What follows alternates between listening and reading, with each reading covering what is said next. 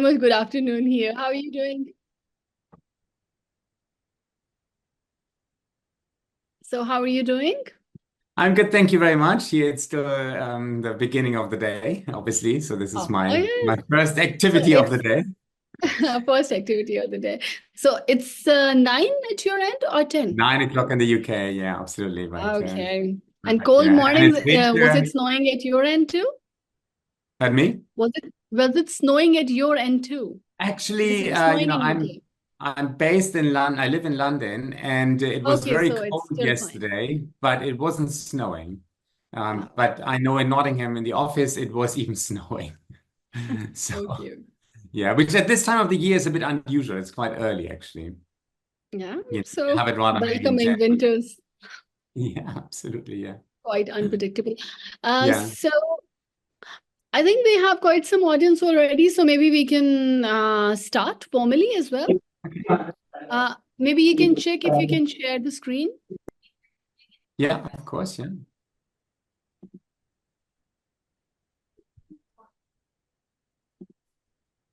Okay, perfect. Good. You can see So, my slides. Yeah. yes, yes.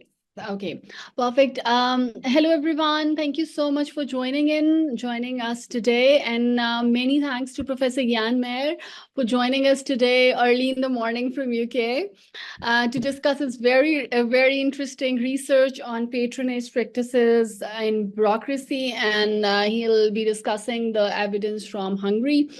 Broadly speaking, and how this party patronage works in autocratization context, in autocratic contexts. So we're really looking forward to learn from you and see how it could be relevant for the context of Pakistan. So I'll give the floor to you. Well, excellent. Well, thank you very much, Abiha. I think I feel very honored and for the invitation. And in a way, it would be much nicer to be there in person. And as you know, Abiha, I'm regularly going to Bangladesh. So I'm flying across Pakistan, actually. So maybe next time I can do a Next stopover. time you'll definitely have to come to us This should before be you reach Dhaka. This should definitely be the plan. Yeah. So just like three words about myself. So I'm Jan Meyer Sahling, and I'm originally actually from Germany. And I think you have had Professor Sylvia Veit presenting to you the other day. Yeah. So I saw that she mentioned that. So I'm also from Germany, like she is, but I have lived in the UK for 25 years. And I studied at the London School of Economics, and I've been a professor at the University of Nottingham for, quite some time by now. And my own research is mainly on party patronage. That's one of my topics. Another one deals with anti-corruption. This is why I'm often going to Bangladesh. And I'm working on civil service management more broadly. So I conduct a lot of surveys in government. Now, this project here is specifically about party patronage in the context of democratic backsliding and autocratization. And it is a collaborative project. I'm doing this together with my colleagues Petr Kopetsky and Maria Spirova, who are both from Leiden, and Fanny Todd, who used to be at Nottingham and is now at the University of Durham. And what we are doing in this project, really, it's not yet, I mean, there is the paper, and we are trying to turn this into a small book manuscript, is to look at the relationship between party patronage and democratic backsliding and autocratization. And if you look at the literature, it appears that party patronage, should be very important, but it doesn't really get a lot of attention there. And we argue that it is a key strategy for illiberal governments that want to dismantle democracy. And it's a key strategy to initiate the process of autocratization. And it's also a key strategy to eventually entrench yourself as an illiberal government. So you could say party patronage becomes a key strategy to entrench and stabilize a hybrid regime. And this is what we are trying to develop in this project, both conceptually and theoretically. And then we have some data from Hungary. And I'm going to do and show both of that to you. Now, oops, this does not yet go forward. Here we go. Okay, so A few words about the background. Let me start there once more. So many of you, I'm sure, are familiar with the literature on democratic backsliding and autocratization. It's become a huge industry over the last, 5, 6 years? Well, roughly since the first Trump term, I could think. So the mid 2010s. There has been a lot of discussion regarding the terminology and the concepts and the types. There has been a shift towards discussions of different pathways and mechanisms of autocratization. I mean, especially starting with the work by Nancy Bermeo. And I think in recent years, there has been more attention being drawn to the different causes of backsliding and autocratization, such as extreme polarization, the rise of populist parties, the role of economic crises, just to mention a few, but there are many, many more. Corruption, another key issue being mentioned often. But what is interesting in this body of literature is that while it's become such an industry, party patronage plays a remarkably small role in this body of literature. And as I said, we argue, and that's really the key point, it is a key instrument for liberal governments to initiate autocratization, but more than that, also to entrench themselves eventually in government office, and therefore to ensure basically that they can govern continuously. Let me say a little bit about the concept of party patronage, which obviously is a kind of an established concept in comparative politics. And we refer to this as the power of political parties to make appointments to the public sector or to state institutions.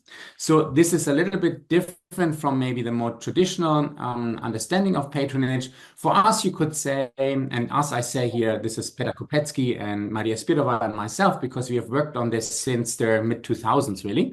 So going more than 15 years and have previously published on the topic. So for us, the essence of party patronage is really political appointments. It's making appointments to state institutions. In a way, it narrows down, it focuses down the whole understanding of what patronage is really about. And there are at least 4 dimensions of patronage that we can look at. So the first one would be that we can study the scope of party patronage appointments. So we can distinguish on the one hand constellations where we have only a limited number of political appointments across institutions and ranks. And on the other hand, we have a situation where we have a very extensive use of patronage appointments. Just think of it in terms of like 2 extreme ends of a spectrum, of a continuum. On the one hand, you have 0 appointments.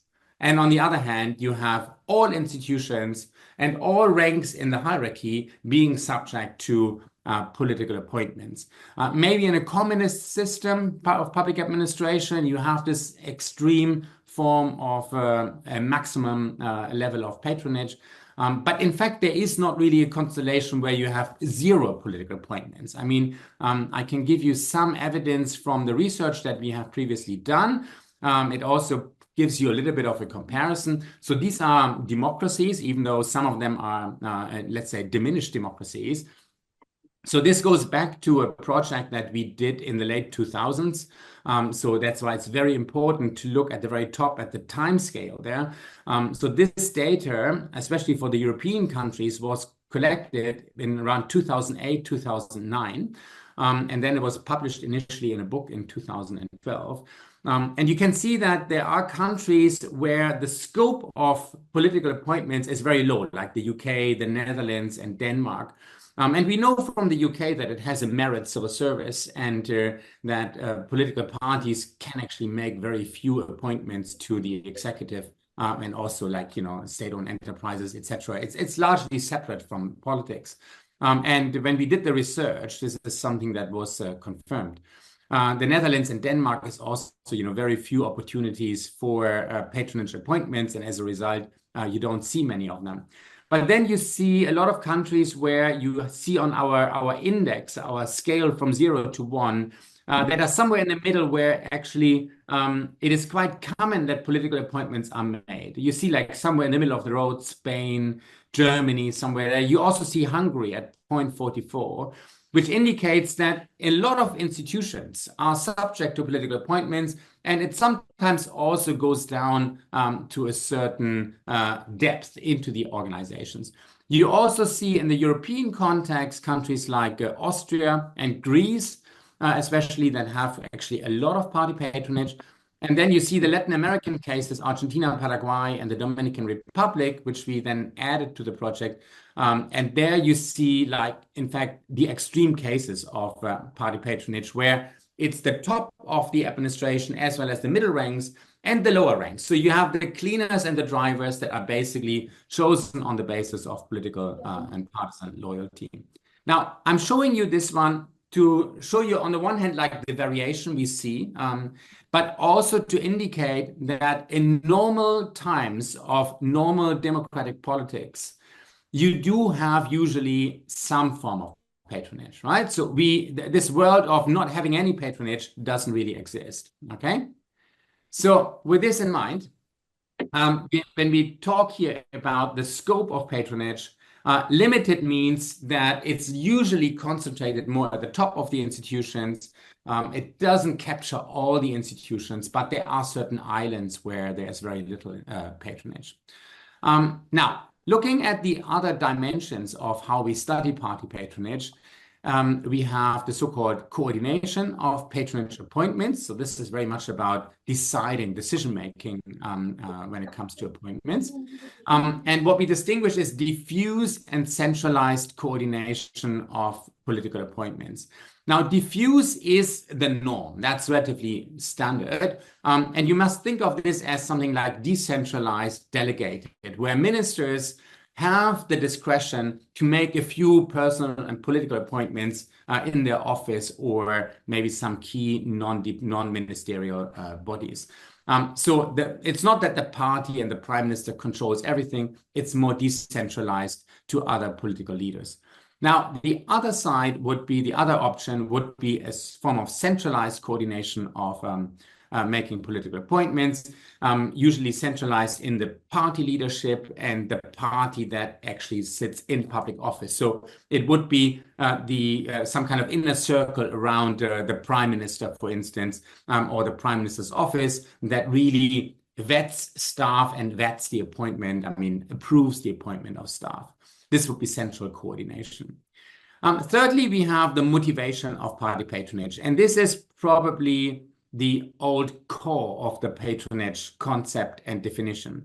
So on the one hand, we have the motivation of making appointments for electoral purposes. So this is patronage as an electoral resource. Now, if it is an electoral resource, the understanding is very simply, and I'm sure you're in a way all familiar with that, it's the making of political appointments for the sake of gaining votes. So it's an exchange relationship. I give you a job in exchange, you vote for me at the next election. So it's very much a clientelistic relationship between the party and the voter. It's also often seen as patronage appointments as a means of rewarding loyal party supporters, but the expectation is that they will also vote for you in the future. So this is patronage as an electoral resource. The alternative is to think about party patronage more as a governmental resource. This comes more out of the public administration literature.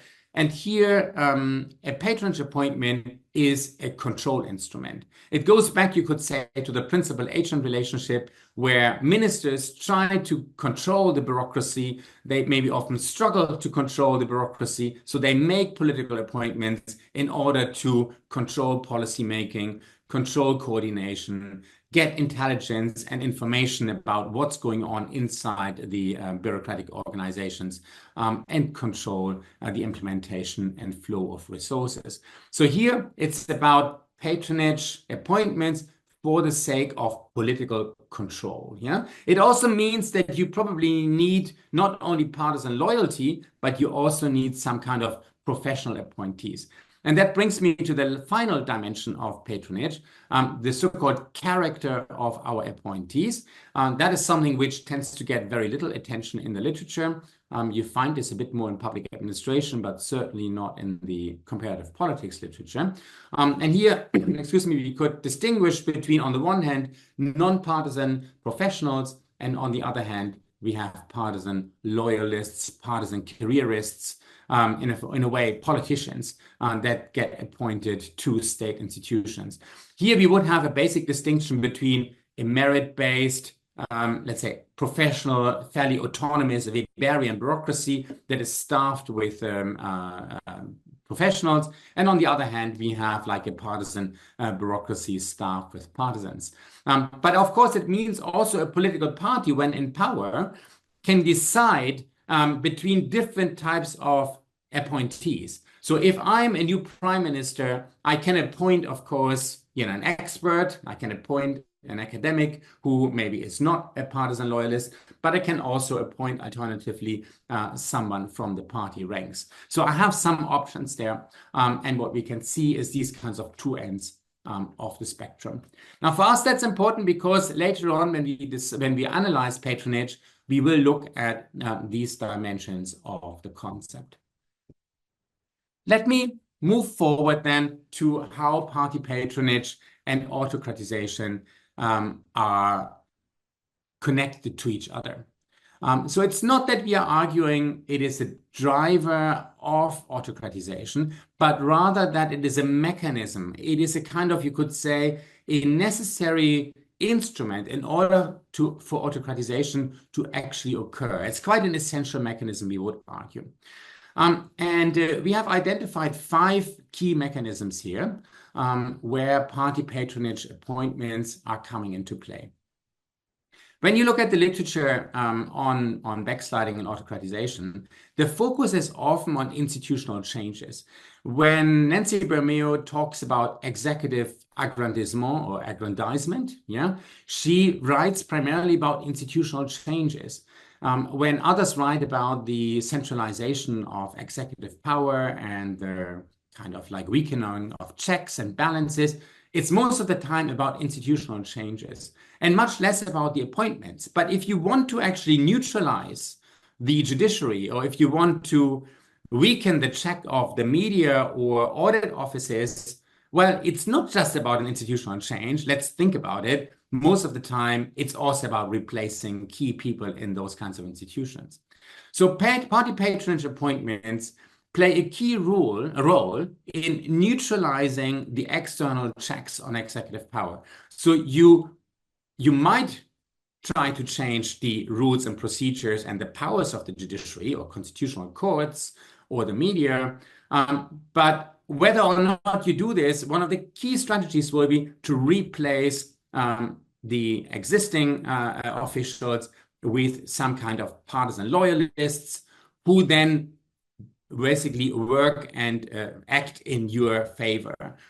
So in other words, you appoint party loyalists to the judiciary, to media councils, to the Electoral Commission, etc., in order to neutralize them as a potential check on executive power. Now, beyond that, and this is something we do see in the literature, but it's usually kept relatively indirect, implicit. It's not made very explicit in the literature, but it's very intuitive. I think it's almost self-evident if you hear me talking, probably. The second strategy is also something we find in the literature, and it's about the strategic harassment and manipulation of electoral processes primarily. So it would be Bermeo's last pathway to autocratization. And you could think of this as using state institutions against opponents. So if you replace the head of the tax administration, and maybe even particular department heads and tax audit institutions, you can use them against critical journalists, you can use them against opposition politicians, you can use them against businessmen that are not on your side. You can do the same with the police, you can do this with the intelligence services. So again, we are replacing key top officials in order to then use those institutions against potential opponents. So again, patronage appointments are absolutely critical for autocratization to be possible in the first place.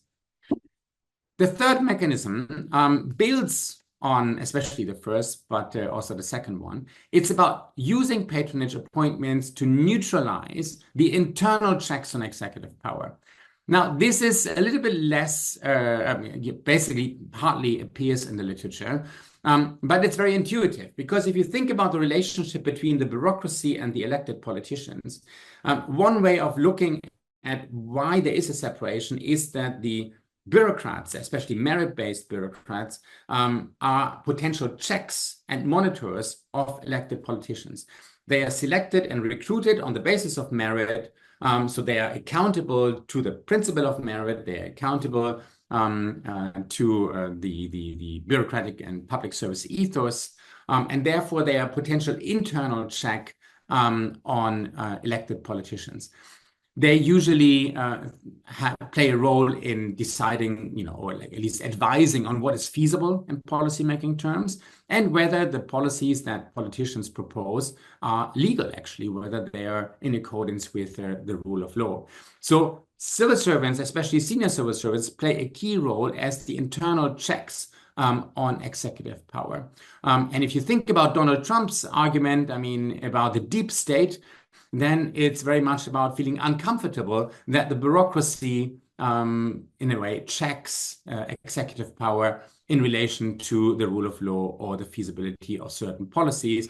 And it's a form of trying to delegitimize the role of the bureaucracy as a potential internal check by calling it the deep state, of course.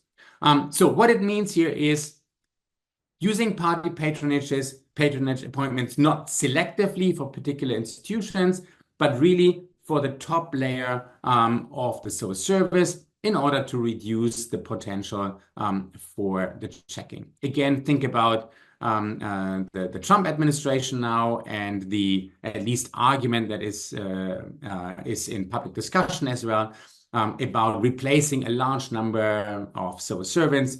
That's very much about neutralizing this internal check. Number 4 would be about using appointments to divert resources, government resources, to political supporters. Now, this is a form of political corruption, of course, because if I make appointments and then I'm trying to ensure that government resources are transferred to particular regions or to particular companies, or that procurement contracts to go to supporting companies, then it's a form of political corruption. And in the words of Hellman and Liz David Barrett or Abby Innes now, it's very much about state capture. Now, this is very important because as a party, you use the patronage appointments in order to channel resources to your own supporters, which then, of course, helps you to stay and entrench yourself in political power. Finally, we have the classic argument about making appointments in order to gain votes of those who got the jobs in the future. So here it would be about locking in current and future supporters. The argument goes back to Rosenfeld, who argues that, for instance, in the case of Russia, I think that's what she's referring to primarily, you have a large number of people working in the public sector and public administration, and all of them have a stake in the survival of the regime. So the same applies to many other hybrid regimes. Russia isn't a hybrid regime, but if you think about many hybrid regimes where you can create public sector employment, and as a result, all those people who are working there, or many of them, have some stake in the survival of the regime, and therefore they are not really the likely rebels of tomorrow, but rather the supporters of tomorrow. So again, you use party appointments, party patronage appointments, to lock in supporters for the future. What does this mean for party patronage in the context of autocratization? I think we can probably say that we would expect certainly from the beginning, certainly over time, a widening scope of patronage appointments. We would expect more appointments. We would probably expect that sometimes when you have islands of excellence, where you have little party patronage historically, that those islands would disappear, and they would also be subject to political appointments.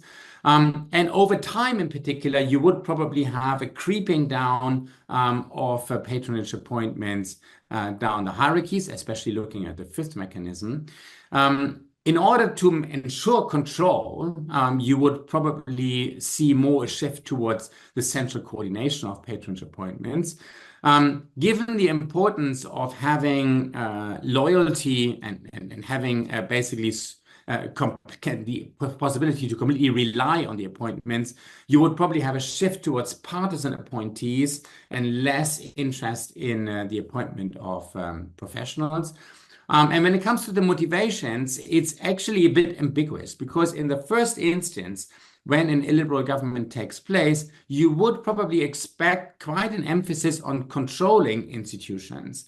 But over time, the use of patronage would become an instrument in order to entrench yourself in power. So mainly the fourth and the fifth mechanism that we have here.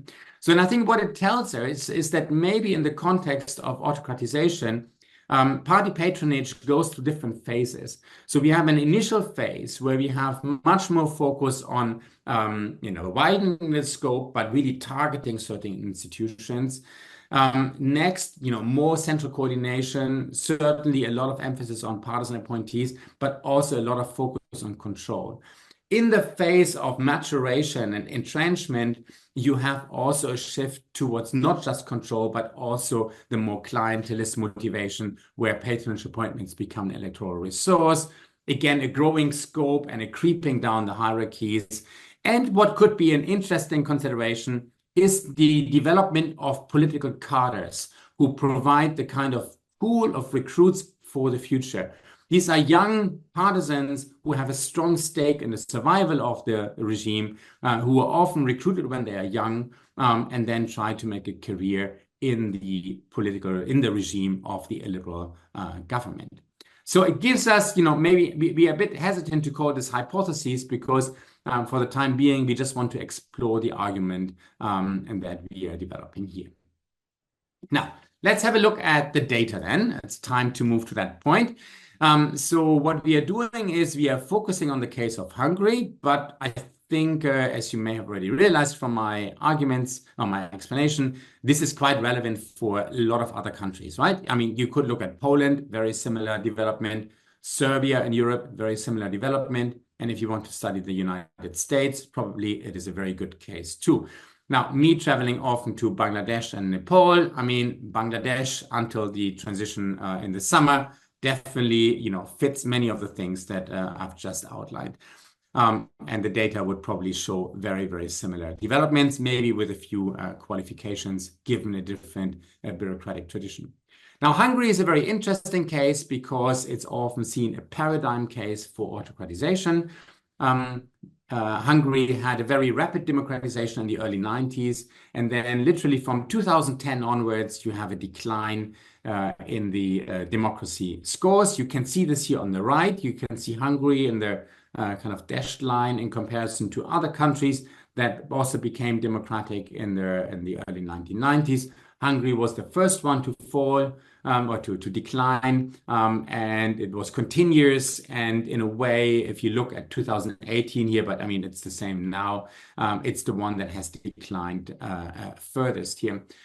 So in that respect, it becomes our paradigm case to study autocratization. So we would expect patronage to take a similar pathway there too. And 2010 is the year when Viktor Orban, the leader of the center-right or populist right party Fidesz, the Alliance of Young Democrats, won re-election. So the first time he was already in power in 98 to 2002 for a short period of time, then lost an election. And when he came back to power in 2010, he started this autocratization project, and he has since won re-election in 2014, 18, and 2022. And at the moment, it doesn't seem to be possible to easily get him out of power. What is our measurement strategy? So if you look at the measurement of patronage, and I showed you the comparative graph earlier. So back in the day, what we used to do was to conduct expert interviews, and then we were coding those interviews and we were creating numeric indices based on them. This is something you can do, but it's in a way not very accurate. And often you depend on, or you're subject to all kinds of biases because experts give you their view of the world. So in this case, now we have a different strategy. So we have collected the appointments to so-called state secretary positions at the top of the ministries. This is research that goes back to my own PhD. So I started my PhD about 20 years ago, so it's a long time ago. I had a very wise colleague at that time who told me, and that applies to many of you probably too then, who told me at that time, okay, Jan, this is your PhD, but you're playing a long game. So whenever you have a chance, try to update your data. And that's what I did. And now a long time later, this has become, much more valuable data than it was at the time of my own PhD.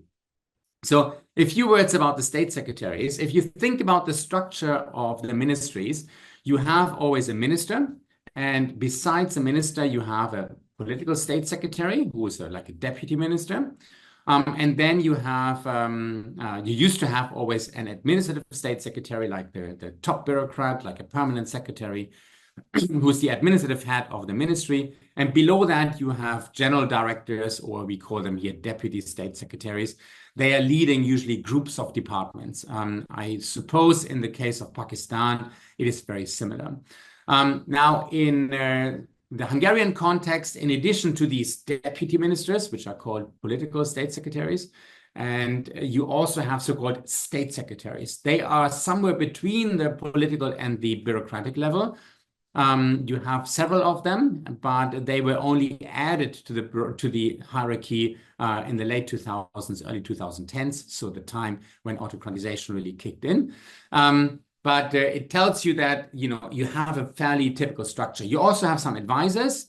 We are not looking at advisors here, and we are not looking down further the hierarchy into departments. We are not looking at the middle and the lower ranking managers, and we are not looking at rank and file bureaucrats who are without any management responsibilities. So what we have done over the years is a period of 32 years. In fact, now we are updating. This is at the moment what we are doing. So we have more than 30 years of data where we have collected always the appointment of individuals to these state secretary positions. And we have this data for all ministries and the Prime Minister's office. Usually you had about 13 to 14 ministries. Since 2010, the number is a little bit lower. So it's like somewhere between 10 and 12. And we have data for all of these ministries for more than 30 years. So that gives us more than 1,600 individuals. And these are 743 individuals, because many of them have been appointed more than once. So what can happen is that you are becoming a deputy state secretary, and then you are promoted to the next layer of administrative state secretary, or you are transferred to another deputy state secretary position. I suppose in Pakistan, it's more similar to Bangladesh. So you have a lot of transfers and rotations. In the case of Hungary, definitely less than in Pakistan and Bangladesh, but still you have at least some of them. Now, if you look at the legal basis, I mean, the political and parliamentary state secretaries are formally political appointees. So if you have patronage there, I mean, this is actually, you would say, acceptable. It's legally permitted. But when you go down to the level of administrative and especially deputy state secretaries, these are top civil servants, right? So they are appointed for an indefinite term, and they should be recruited on the basis of different principles, namely on the principle of merit. We also have a few titular state secretaries on the very bottom. You can see them. For them, these are specialist deputies, so they work on particular reforms. That's just a matter of detail. We don't have to go much into that. How are we now looking at those appointments to measure patronage? and what does it tell us about autocratization? Thinking back about our features or dimensions of patronage, we obviously can study the scope of patronage very well because we can see the width across the different institutions as well as the depth at the level of state secretaries from the top political one down to the deputy state secretaries. Given what we know from other countries, it's not that we would expect zero patronage, but a certain level. But in the context of autocratization, we would expect obviously many more appointments to more institutions going further down the hierarchy.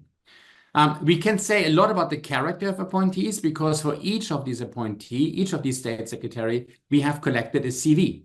And this CV tells us something about gender, age, but it also tells us about education, the university where they have taken their degree, as well as their career pathway, what they have done previously in their life. And we know about their political experience, for instance, whether they have been a party member or whether they have ever worked for a political party. We also know a little bit about coordination and motivation. Coordination, we can say something if we can see a lot of appointments in the central offices. For the motivation, it's much harder, of course, because we would need to understand what's the motive of those who make the appointment.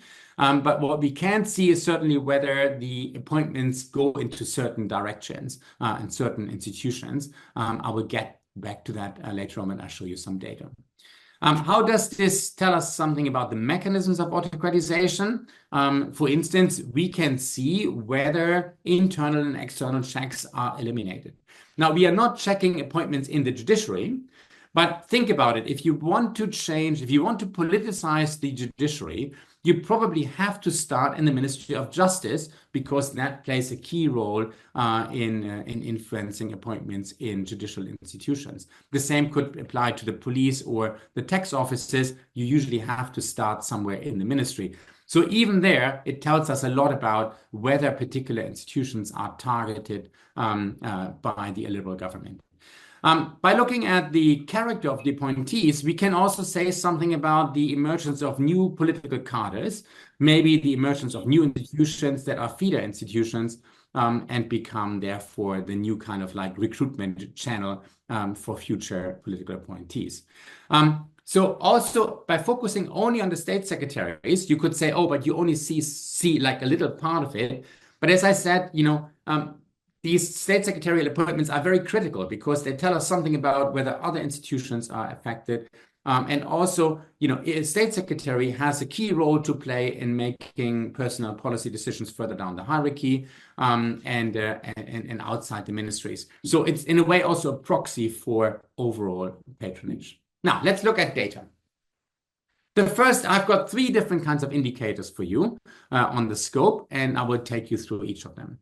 So here you see, first of all, the number of state secretaries in positions that are filled, basically. So these are the number of people who occupy state secretary positions at any point in time.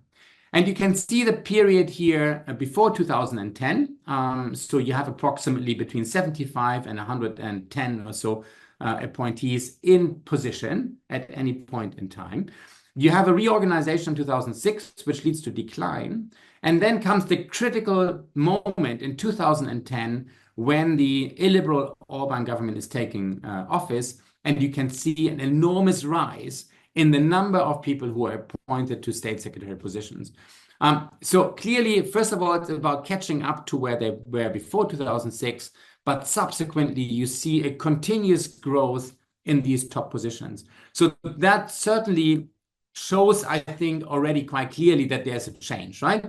This is a qualitative and quantitative change in appointments after 2010. And when you think about entrenchment, it's very interesting to see that the appointments are continuously growing, right? So it's becoming more and more and more. So patronage becomes really a strategy for the government to entrench itself in office.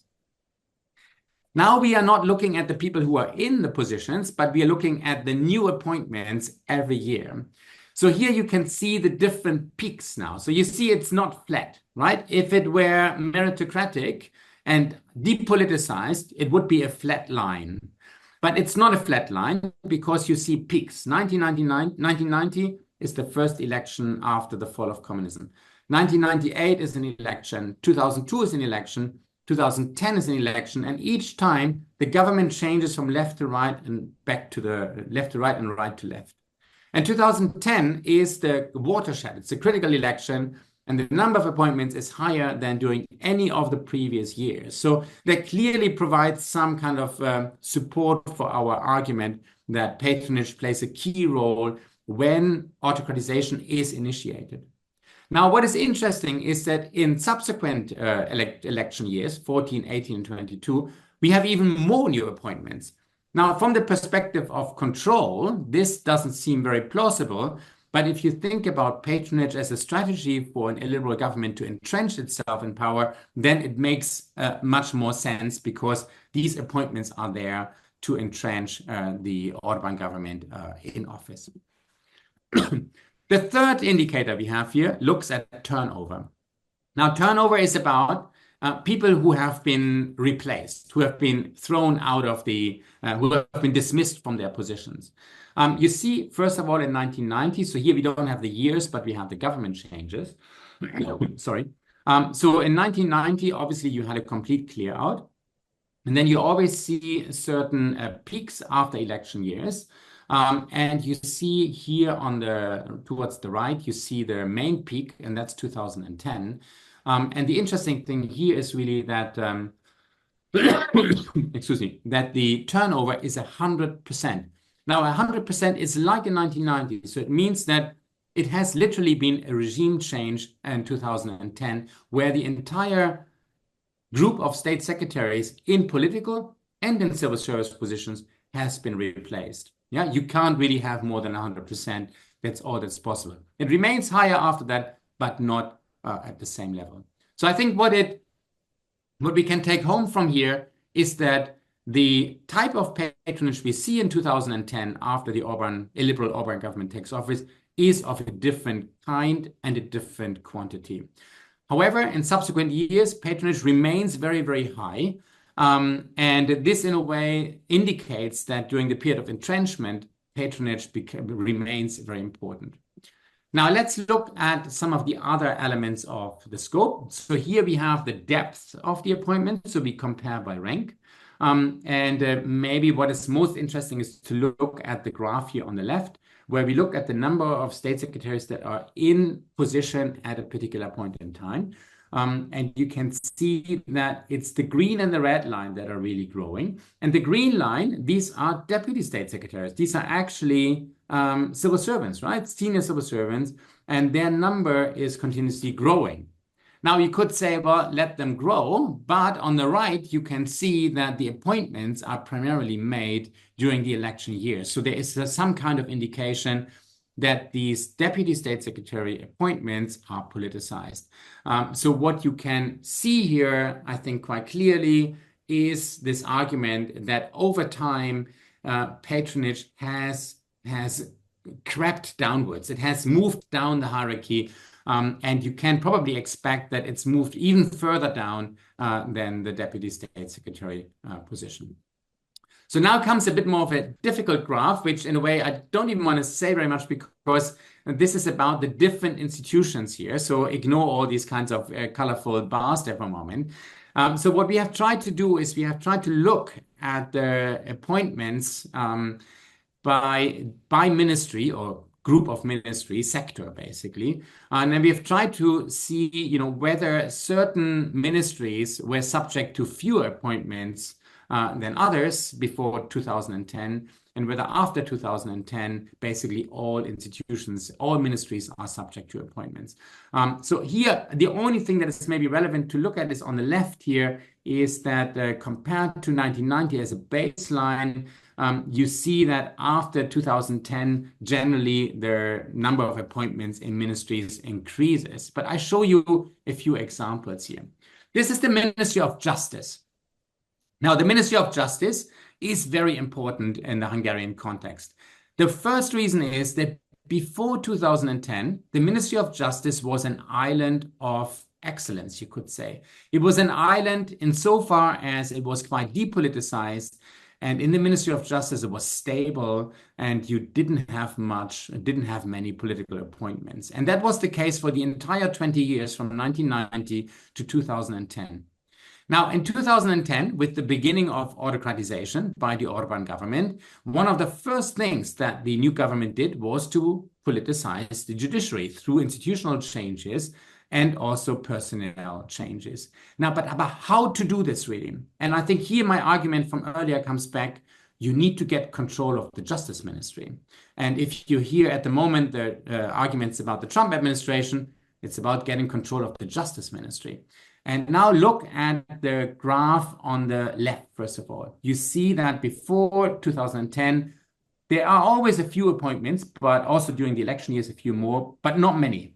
Now look at 2010. It's a complete capture of the Justice Ministry. More appointments and lots of new appointments, right? After that, you have some kind of stabilization because the people who came in 2010, many of them stayed on afterwards. On the right, you can see the number of state secretary positions in the Justice Ministry. You can see it's always around 5 to 6, which makes sense, given the structure of the ministry. But then it basically quadrupled in 2010. It's reduced a little bit after that, which is largely the result of reorganizations. But generally, the key thing is 2010 is a complete change, right? So here we can see how the whole judicial sector was captured in 2010. Then I give you another example because obviously it does not work in all ministries in the same way. So here we have the Ministry of the Economy on the right, where you always had quite a lot of appointments, and this is more than one ministry usually. And then from 2010, you have a gradual increase all the way up, which somehow reflects this argument that during entrenchment, you have more and more and more appointments. And you also have a need to divert resources to your supporters through, for instance, the economy ministries. So this might give us some evidence also of the mechanism of the diversion of resources to political supporters. But look at the left here. The left, we have the Prime Minister's office, and we have again a tripling, like a 200% increase of appointments between 2013-14, so a bit later, and 2022. So here what is very interesting is that in 2010, you actually do not have a large number of new appointments, but it only kicks in a little bit later. So looking at, I think my next slide actually shows, no, my next slide doesn't show that. But what you can see here is that you have a kind of a delayed approach to the Prime Minister's office. And from around 2013-14, you have more central coordination of patronage appointments, which is one of our indicators. And I think it shows it very, very clearly here. I mean, you have 60 appointments there compared to, I think, 6 in 1990, and usually like well below 20. So it gives us an indication both of the increasing scope, but also the shift towards central coordination. Now, let me move during the last part of my presentation towards the character of appointees, which we can also look at in more detail. This is the part where our research is still more work in progress. I have a little bit of data in a moment, but first I'm explaining a little bit what we expect. So, of course, looking at the CVs and the educational backgrounds, etc., is generally interesting, right? I mean, I guess all of us here in the room, I would probably find it interesting to learn something about professional backgrounds and political backgrounds of people. But in the context of what we are looking at, we are mainly interested in signaling. So we would think that an illiberal government will look at appointees through the kind of signals that they send. And here we can have negative signaling by showing an association with the former government, which was a socialist government. So any form of association, having worked for them directly before or previously at some point, or having some kind of political experience related to them, is obviously seen as a minus, right? So we would not expect many of these people there. At the same time, any positive association of having worked for the Fidesz government on the center right, or having been active in the Fidesz movement, should be seen as a plus, right? Now, so this means in 2010, We would expect that you don't have any former state secretaries from who served under the socialist government. You wouldn't find anybody who used to work in one way or another for the socialist government. Instead, what you would rather find is in 2010 the recruitment from outside ministries, the private sector, maybe people who worked for the party, people who worked for NGOs and think tanks associated with the Fidesz party. So you would find a certain type of political background, personal and professional background, a certain character of appointee in 2010. The question is, how would this change as time goes on? And here, what we expect is that the Fidesz government is engaging in some kind of cadre building. We saw this in the Soviet Union. We see it today in China, of course, still, where you have political cadres that are actively created and nurtured by the Communist Party. And with time on their hands, we would expect that the Fidesz party does something similar. So you would expect the recruitment of more young people who come from particular institutions that are known to be close to the Fidesz party, maybe from certain think tanks, so that you have a crop of people, a group of people who will be the future governing elite of the Fidesz party. But with this in mind, I can only show you some initial ideas. So here we have only data at the moment for 2022. We have the other data as well, but it's in the process of being cleaned and analyzed. So you can see here 2022, right? So not 2010. We have a lot of people who have worked at some point in the ministries, which makes sense because obviously the ministries are captured by the governing party. We have people who have previously been in state secretary positions. I think gives you more an idea of what it is that eventually we will be able to show. We will expect that for 2010, you have really fewer people who have worked in the ministries, right? And you have more people coming from the third sector or the private sector. We also have looked at the political experience of our appointees. So you see like there are political state secretaries that were MPs, state secretaries as well, people who have worked in local government elected office, who were employed by the party, a lot of staffers who worked in MP offices or who worked as personal advisors, party membership, working in party-related organizations. So we have a number of different indicators here to measure political experience.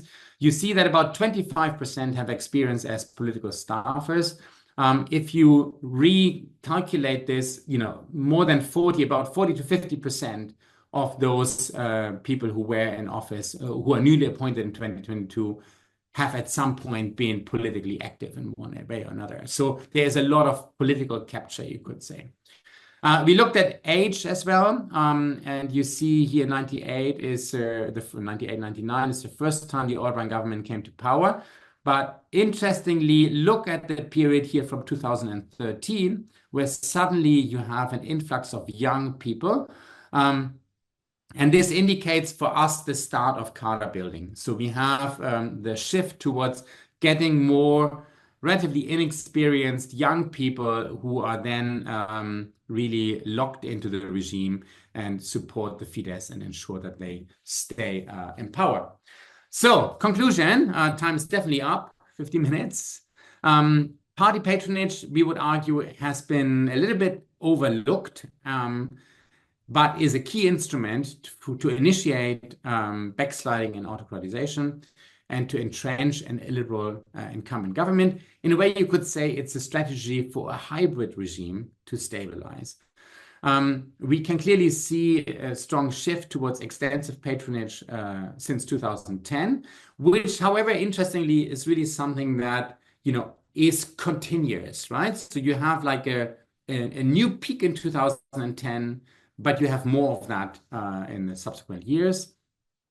We can also see some shift towards central coordination, especially from 2014.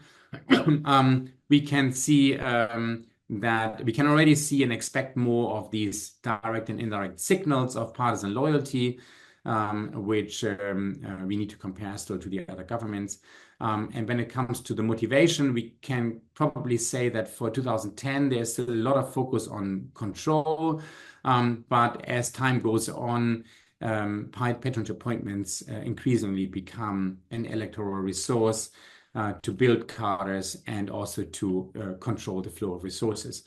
So, we still need to understand better how patronage evolves over time. I mean, looking at Bangladesh, for example, is for me always quite instructive because it's been kind of like a similar but more accelerated process, which now, however, is being reversed. It's difficult enough to do so. Then we have, the question of how this relates to the study of state capture, which clearly means that appointments are there to capture the state. And the question of how generalizable this is beyond Central Eastern Europe to other parts of the world.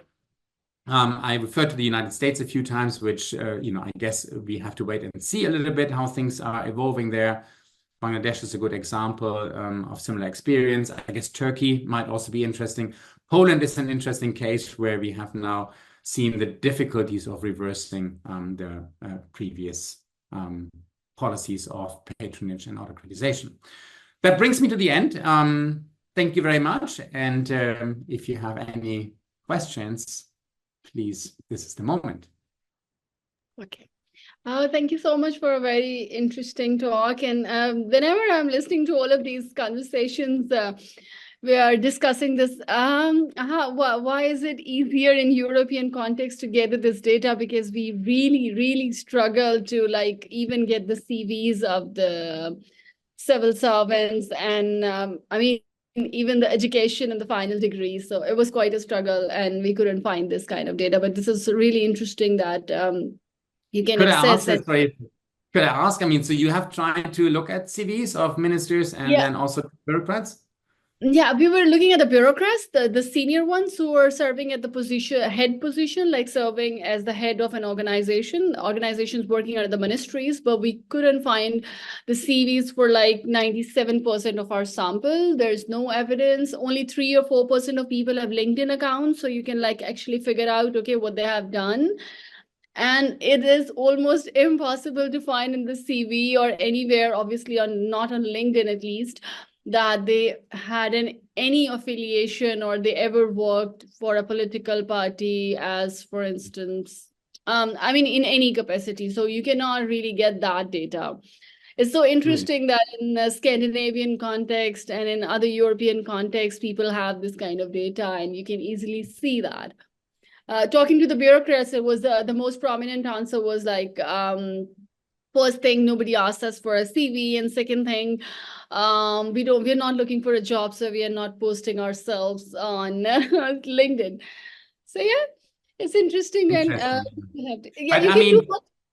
can I ask, so I would think for ministers, it's possible to see, right?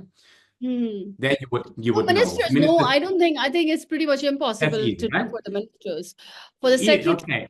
Yeah. And then, but if you have the head of the administrative head of the ministries, how's this called? A secretary? Secretary, yeah. Yeah, okay. Yes. So for a secretary as well, you wouldn't really... If it is a secretary who is a civil servant, it's the same case. It's as difficult as anything. Really? Normally, a special secretary of the state or the one we call special advisors. They're mostly technocrats, so it's kind of possible to really, because they have maintained their profiles and you can grab that on LinkedIn easily. You can know, okay, what they have done and what they are doing. I mentioned this because you might know that we are involved in a project that collects career data across Europe. You know about the cost action? Yes, I know. Okay, you know about the cost action. Okay, so Sylvia and I, we are working on that together as well. And so we have more than 30 countries by now. 35 maybe. So these are European countries. But we also have Peru, Colombia, we also have Japan, Australia, South Korea. And I'm actually thinking to ask my colleagues in Bangladesh to do this for Bangladesh. And I thought wow, we are talking here today, we should do Pakistan. And I'm sure, India should be possible, Sri Lanka, Nepal. Then you have South Asia right away, Yes, we have the data for like more than 500 civil servants. We have the data from their earlier experience. Like, for instance, the person is serving as the head of the organization. Where did they serve one position earlier? So we go in the past experience. And then, like, for example, in 50 to 70% cases, we have the last degree, but in more than 30%, we were struggling with the final degree because we're looking at the relevant education. When you say relevant education, we really need to know what was the specialization, and we couldn't really find it. But yeah, we have the data on appointments and the term in the office, which is tenure, like if they were able to serve the office. So that's the kind of data we have, and we have collected it like in last 2 That's years. pretty amazing. I mean, so maybe what we should do, if you like to, after this, I can send you the code book that we use for the cost project. Yeah. Yeah, And that so we can yeah. definitely discuss that. That's really interesting. I'll get to the audience if they have any questions to ask. There are some questions that are already posted, so I'll initially get to them. Rabil, okay, I'll just read the question from here. So literature suggests that political principles will mostly hire individuals who are loyal as well as competent enough for a position. So they look at both usually. How do you see this playing out in reality, and what does it imply for intra-party cohesion and therefore loyalty? Okay, so shall I go right away to the answer? Yes, Yeah. yes. So I think that's a very good question, first of all. If you look at the literature on public administration, for a long time, it looked at competence and partisan loyalty as a trade-off. Yeah, so much of the kind of, let's say, more traditional literature, and even like Dave Lewis or so on the United States, which was one of the key publications on political appointments, it's you cannot really have both, right? So either you're a partisan loyalist or you're a professional bureaucrat. And I think one of the kind of, let's say, I would say, like, findings of the patronage work with Kopetsky and Maria Spirova and Peter Meer was that, in fact, you can have both. You can have partisan loyalists who are also professionally competent. So what we found in the European context at that time is that we had a shift towards more the appointment for the sake of control at the top of institutions, and these were appointees who were both political, I mean, who had showed signals of political loyalty and who could bring professional competence to bear, right? So, and I think what therefore the finding is that it's not necessarily a trade-off, but you can have both, right? So I think this, and this means that probably you need to ask the empirical question, what the kind of balance between competence and loyalty actually is. So that's, I think, the first part of the answer that I would really like to raise, I like to make there. The second one, what does it mean, sorry, for intra-party cohesion? Well, I mean, again, it's not necessarily the case that if you appoint more professionals, more professionally competent people, that you would undermine the prospects of party building, right? Because these may actually be people who are already in the party. If you have, like in the European context, you have lots of party foundations or think tanks that are politically affiliated, so they become a kind of a recruitment pool of partisans who are professionally also experts in a certain field, right? So in fact, by appointing them, it can even enhance internal cohesion, right? If that answers the question. But I think, it's often kind of like it's not necessarily a trade-off, right? There is a need to empirically ask that question, what you really get there. Yes, I think this is what we are looking at the Pakistani data, and we are also able to see that it's not really a trade-off, it's mostly a combination that you go with. I'll go with Mehwish Khan and then Kiflay. Please, Mehwish. Thank you, Professor.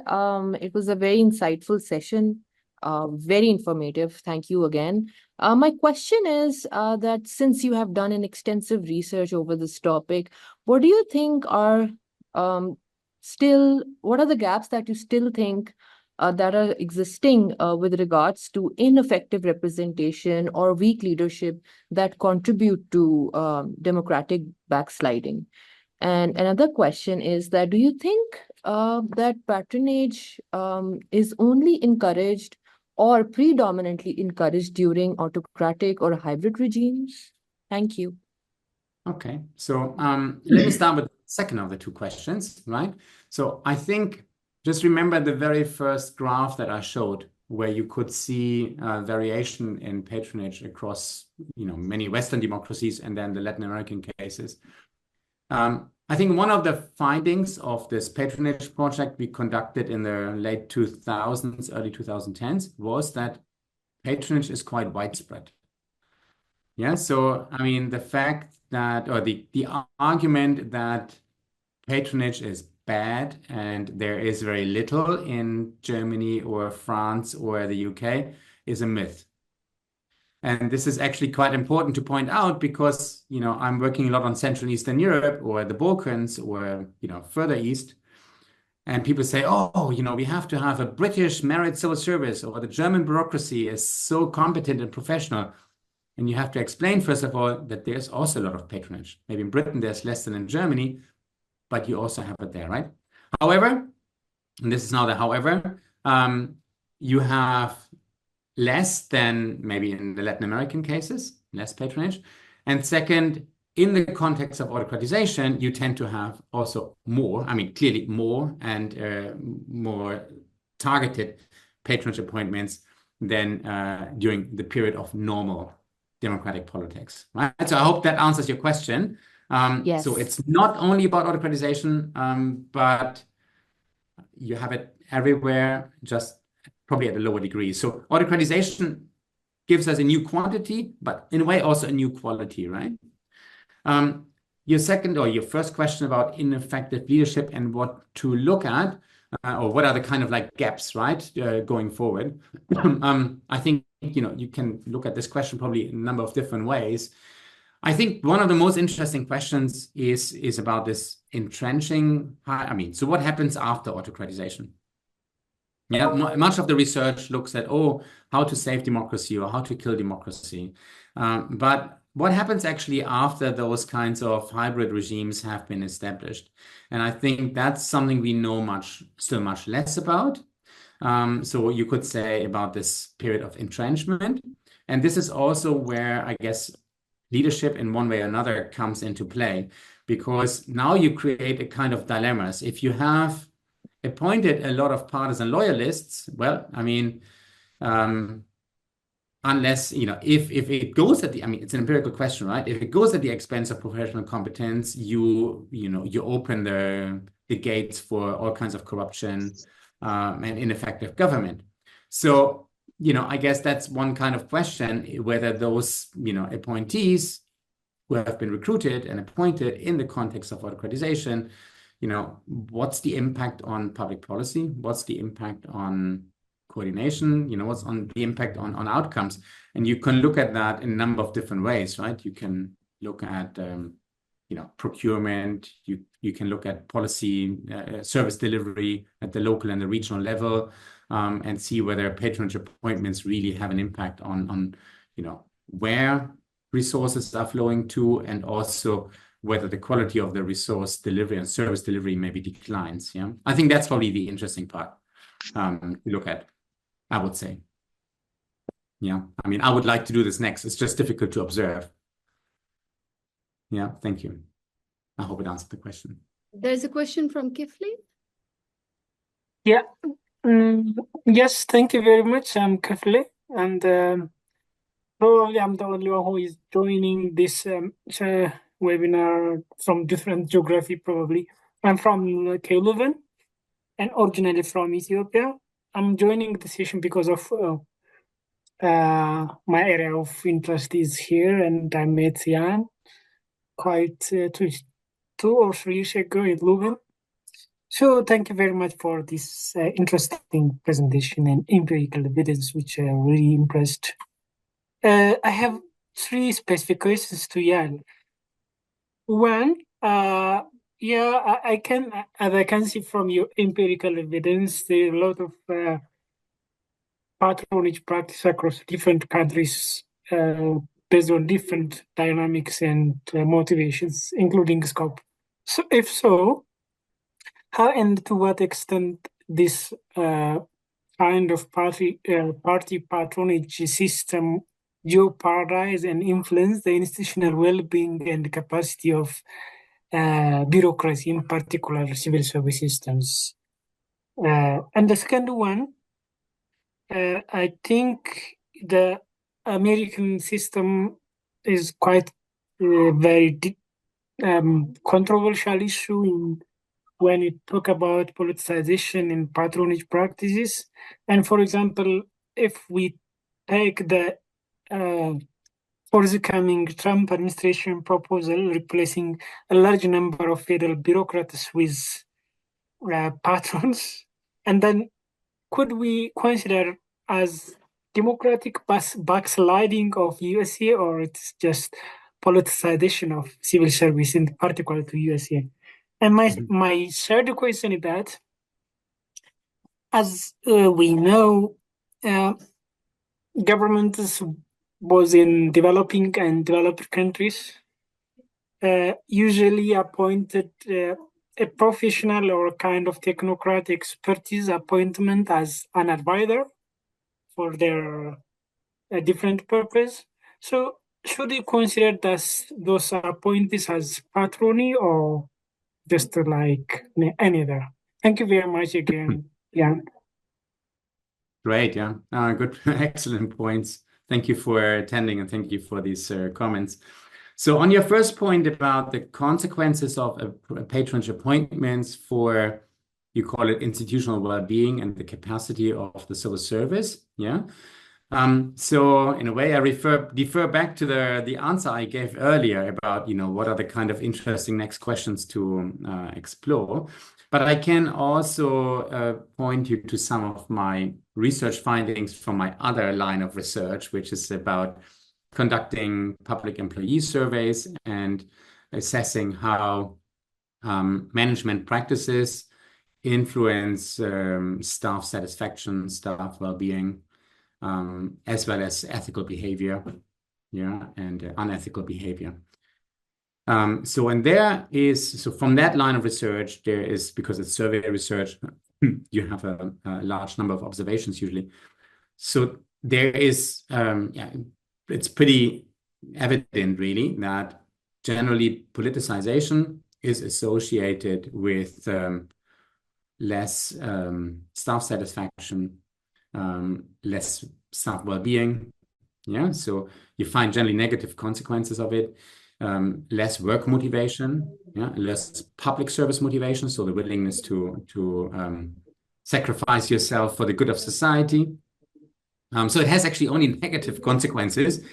There's also plenty of work that looks at the consequences of political appointments for ethical behavior.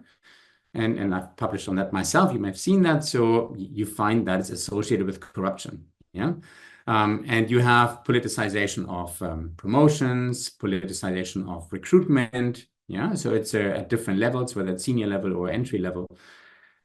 So generally, I think there's pretty overwhelming evidence that political appointees are not good for you. To frame it like this. Which then raises the question of, but when, why do these autocratizing and illiberal governments, why are still doing that if in fact they shoot themselves in the foot, right? So you could certainly argue that for them it's a trade-off, right? They prefer control and loyalty to capacity. But it also, I think, tells us, again, coming back to my earlier point, that doing entrenchment, something might be changing. And also those kind of, illiberal governments need to eventually think about, getting more competence into the institutions. Otherwise, their capacity is just permanently depleted. And we don't know very much about how this works. But so in the first instance, political appointments are having lots of negative consequences.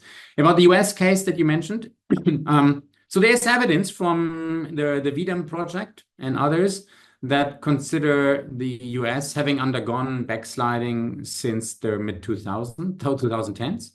So I think, they look at a certain amount and consecutive years of autocratization, and they call this an episode of autocratization. And I think during the first Trump term, you already have such an episode. And now I guess, I'm not here to make any predictions, and I can't. We don't know.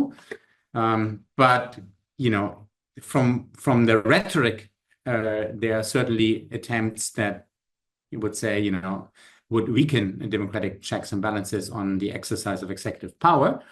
But we have to wait and see what's going to happen there. When it comes to the politicization attempts, again, we don't know yet. I mean, politicization at the top has traditionally been significant in the US context, but also been fairly regulated, right? Because you have just lots of political appointees, but you also have a clear layer of meritocratic civil servants, senior civil servants. Now, the idea of introducing this new Schedule F or reintroducing the Schedule F means that potentially you have the replacement of a large number of civil servants down the hierarchy. Well, that would be politicization on a large scale, for sure. So to answer your question then would be probably what we can expect at the moment, but we have to wait and see, is both.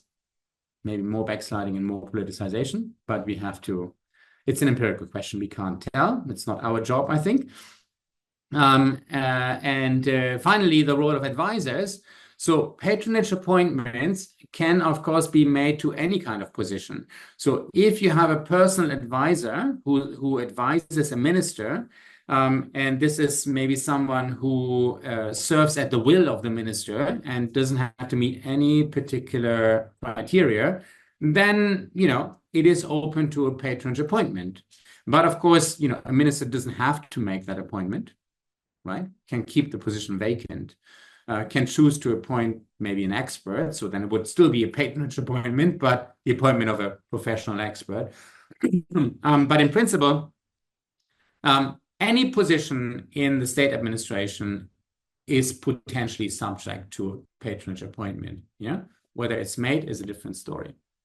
Okay, so it doesn't only have to be a deputy minister or a state secretary or a head of department. An advisor can be a patronage appointment. My point is rather similar. I was thinking on these lines. Thank you for explaining this so well. I was actually also thinking that when we say that someone is appointed as a state secretary or advisor to the minister, someone other than the career civil servant, for instance, it's hard to really put if they are being recruited, is it patronage appointment or is it not? It's really hard to categorize or bracket it under that. But I think maybe it may not be. Yeah, no. So I think 2 points really. So first is one way of looking at appointments is to first of all map the positions. Mm-hmm. Yeah, so you start, of course, it's not only the minister because you have now non-departmental bodies, agencies, etc., right?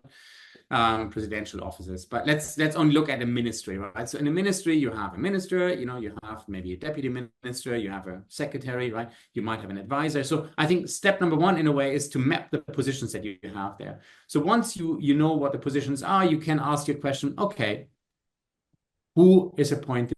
When are they appointed? Yeah. Is there some evidence that they have been appointed by the politicians? Yeah, so for instance, by looking at the timing. Maybe can I jump in? Yes, please. Could it be, there should be some kind of lines in, for example, in Global South and Global North, such kind of patronage is quite different. As I'm from a developing country, among the Global South from Ethiopia, I guess, Jan have one work on Ethiopian bureaucracy or civil service.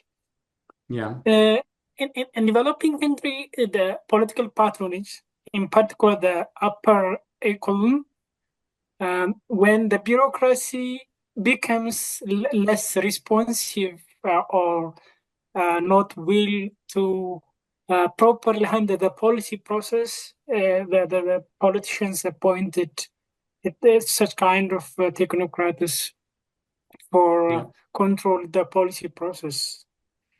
Yeah, no, absolutely. Maybe. Yeah, the point that I want to make here is patronage practice may not be always negative, particularly in the context of global north. I think this is still part of the answer to Abiha, and I think your point is absolutely spot on there. So number one is map the positions, right? And there can be an advisory position, and it can be like a high-level secretary of the ministry, right? So first of all, we need to look at what's the pool, you could say. Then we can see, have appointments actually been made? And then next we can ask, are these actually professionals? Are these party soldiers? Are they a mix of the two? So I think when we talk about patronage here, it's important that a patronage appointment is not only someone who is a party militant, right? Party loyalist. So you can, if the minister in the UK or in Germany appoints me, right, and I'm not a partisan of any kind, then I would still be a patronage appointment, but I would probably tick a box of someone who is relatively more professional and less political, but it would still be a patronage appointment. Yeah. So I think the understanding of patronage, as we have done it through the previous projects, is to open it up and not to, in a way, prejudge the appointment as, oh, it must be partisan. Yeah. So you can look into the bureaucracy in Pakistan, or think about any other country, and patronage appointments can be partisan militants. It can be party members or party leaders, and it can be also professionals, or it can be a combination of them. So we have actually very different patterns of appointments. That's, I think, the key point here. So now thinking about, and thinking about and that's, I think, where you say in the global north, it's a bit different. So I think what we realized when we looked at across European countries is that, they actually make a lot of appointments. Yeah. But often these are, relatively professional people who are being appointed. So and now coming back to the global south, so I think, obviously my horizon is in a way limited there, but what I have definitely learned over working with, Latin America, some African countries, and having often been now in Bangladesh and Nepal in the last 10 years, the patterns of bureaucracy are very different in those different contexts, right? In Bangladesh, and I would assume that in Pakistan, it's at least has some similarity. The bureaucracy is actually a very strong institution. So it's not that new governments, just replace large numbers of bureaucrats with outside, party leaders. It's not happening. While this would be happening in Hungary, right? At the same time, as you said, there is then a concern that the bureaucracy is not politically responsive. So clearly, the new ministers are looking for ways and means how they can gain some control of the bureaucracy. So, you have some kind of politicization from inside, where the bureaucrats are then known to be leaning this or that way on the political spectrum. So there are a number of different ways you can use reorganizations, you can appoint some advisors. But, I would expect that if you study patronage in Pakistan as well as Bangladesh now, the pattern will be, even though Bangladesh has undergone autocratization, I would expect the pattern to be quite different from Hungary. Yeah, because you don't have the large-scale replacement of people down the hierarchy of the ministries with, party people from outside. It's just not how the bureaucracy is quite closed. Even though from inside you have a lot of kind of politicization. Yeah. Yeah, we are more reshuffles. We are more reshuffles, like putting one person, moving one person from one organization, especially for the career civil servants. Yeah, exactly. So you have these postings and rotations and transfers. I guess you call them transfers too, right? So yes, transfers, yeah. And the transfers they are a key tool for the politicians, right? To transfer people around. But you get the right people into the post, but it means that what you recruit more from inside, right? You recruit from inside the bureaucracy to the top layers of the bureaucracy, and you find people who are politically loyal then, which is different from what you would see in the US or Hungary for that matter, but maybe with a similar effect, right? Okay, there's another question. There are two other questions. Maybe Abdul Wajid Rana, you can ask your question, please. I'll come to you, Asad. Thank you. It's basically not a question. Thank you, Professor, for a very excellent lecture and a presentation. I just wanted there seems to be a lot of probably non-clarity on the issue of what are the political postings in Pakistan. Under Article 260 of the Constitution, it clearly defines under the definition of services of Pakistan what is not services of Pakistan, and it includes the ministers, which have to be member of the party, deputy ministers, again member of the party, whichever is in power. The third category is advisors to the prime minister and advisors to the chief minister. Again, they can be an expert, but appointed based on party patronage. And the fourth category is special assistant. These are the four categories against which either politically elected people or political patronized people are appointed in Pakistan. As far as the merit-based bureaucracy is concerned, now it comes from different channels, and we have federal service and we have provincial service. In the federal service, there are like 13 groups, but generally one or two of those groups are preferred by the political party in power. So we generally term them as loyalist or politically loyalist, and of course, indirectly they do sort of seek party patronage also.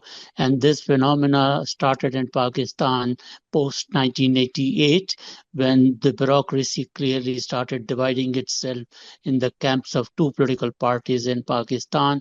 The slight change in 2018, and when the third party emerged. So that phenomena is still there in Pakistan. I just wanted to explain that. Thank you. Oh, excellent. Thank you very much. Obviously, I'm not at all familiar with the constellation Pakistan. I mean, I know Bangladesh because I go there, but not Pakistan. And no India. I wouldn't be able to say anything about it. But maybe one comment on what you mentioned there. So yes, the constitution in the case of Pakistan, and that applies to other countries too, and often critical laws, laws on the organization of government, especially civil service laws on public administration, you probably have similar ones. They define which positions are open, for partisan appointments and which ones are meant to be merit-based civil service appointments. So that's something about mapping the positions, right? So we start at that point. However, I think what is quite clear, and should have been clear from my presentation, is that there are top civil service positions that are not meant to be patronage appointments according to the law, but in practice they are. Yeah. So there's a huge. So legal is the starting point, but then the next question is empirical, really, and so who are the people and when have they been appointed and who appointed them? So I think there we see often a huge mismatch, right? A huge mismatch, discrepancy between the letter of the law and the actual practices, right? And that would be, of course, interesting for Pakistan to research at some point. Yeah, very interesting. Thank you for the clarification. Thank you. We have one comment from a colleague who is from Nepal. He was in the session, then he left, but he left some comments here. Earlier was about US. I think we discussed it a bit. He's saying, how do you draw a fine line between patronage and spoil systems like the US? And then the other thing that he's asking is that there are problems with the merit-based recruitments as gradually they turn to a rent seeker faced by several emerging countries. What is your say on that? So on the first one, patronage versus spoils, I think spoil system is it's just a terminology that has been historically used in the US context, right? But a spoil system is a patronage-based recruitment system. So it's not really, one doesn't exclude the other. It's just different terminology. One is more conventional, and the other one is maybe more, how we would use it as a concept in comparative politics. On the merit, the kind of like, let's call it the dark side of merit-based recruitment, which I think is a nice idea. So maybe that's a good research project for the future, the dark side of merit. Well, I mean, I guess number one is we know that the merit-based recruitment and the emergence of autonomous bureaucracies comes at a trade-off, and autonomy means that it's sometimes maybe less responsive.